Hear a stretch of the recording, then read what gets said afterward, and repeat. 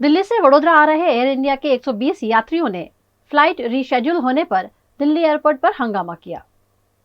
Air India की A1823 flight सुबह 4:35 पर दिल्ली एयरपोर्ट से टेक ऑफ होकर वडोदरा एयरपोर्ट पर लैंड होने वाली थी, लेकिन दिल्ली एयरपोर्ट पर विजिबिलिटी न होने के कारण फ्लाइट रीशेड्यूल की गई, जिसके चलते मध्य रात्रि में एयरपोर्ट पहुंचे 120 यात्रियों ने रोष व्यक्त किया।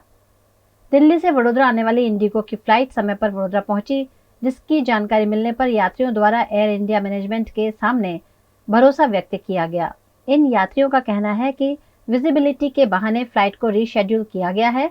उल्लेखनीय है कि जैसे पहले ट्रेन डिले हो जाती थी, इस तरह अब एयर इंडिया की फ्लाइट्स डिले होने लगी हैं।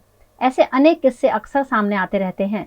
इन यात्रियों द्वारा भारी हंगामा मचाया गया, लेकिन एयर इंडिया के मैनेजमेंट को सर्विस में सुधार करने की पड़ी ही न हो, ऐसा प्रतीत होता है। इस घटना के चलते लगभग 120 यात्रियों को घंटों तक दिल्ली एयरपोर्ट पर परेशान होना पड़ा। I'm at Delhi airport right now. We had a flight at 4:35 a.m. today and we are at the airport from 3:35. Our flight has been delayed. It was supposed to go at 7:50. It's again delayed to 9:10 and we have been waiting like crazy since here. You can see the chaos there. They're not even answering us. They're just saying they're not getting clearance.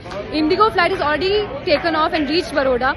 Only Air India is not getting any clearance. So I don't understand what's happening. The staff is not responding properly. They're not doing any decisions. They're not giving us any solutions. And it's a chaos there. Air India, you've become worse than what it was before and you really need to work on this. This is not done. All your flights are getting delayed all the time. It's highly unacceptable. You have to respect other people's time. This is not the right way you behave.